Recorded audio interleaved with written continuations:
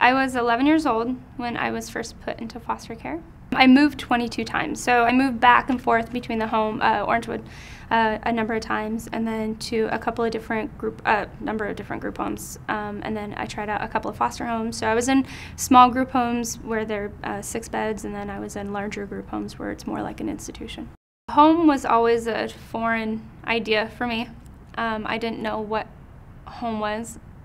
I still don't. I understand the concept of a home, but I've never had that feeling in my heart. And I've never had that safety and security of knowing that I was at home. I went to 7 different high schools total.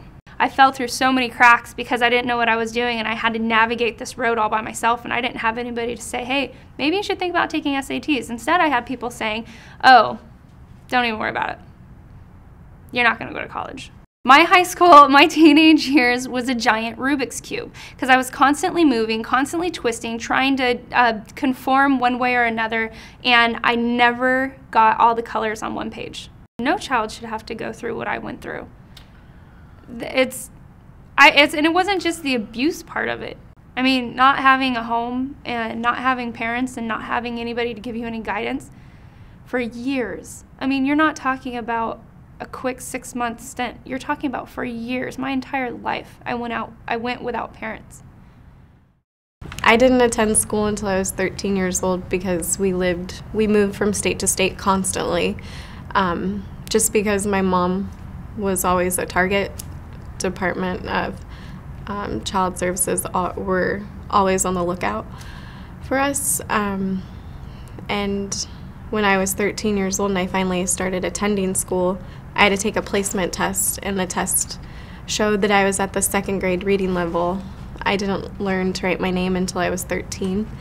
And however, my math skills were awesome because my mom was a drug dealer, so I could read a scale and I could add and subtract. So I had that for me. I can remember being taken from Orangewood Children's Home. It was one of my very first placements.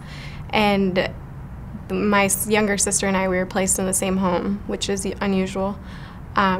We were taken to this lady's home. I don't remember her name to save the life of me, but we lived with her for about two weeks, and she put us in school. I remember it being private school because they had that little uniform. And then we came home one day, and she was loading up all of our stuff into the car, and I had asked, what's going on? Did my mom get us back? And that wasn't the case. She decided that she didn't want to be a foster mom, so she drove us to Orangewood and dropped us off at the doorstep, and away we went in.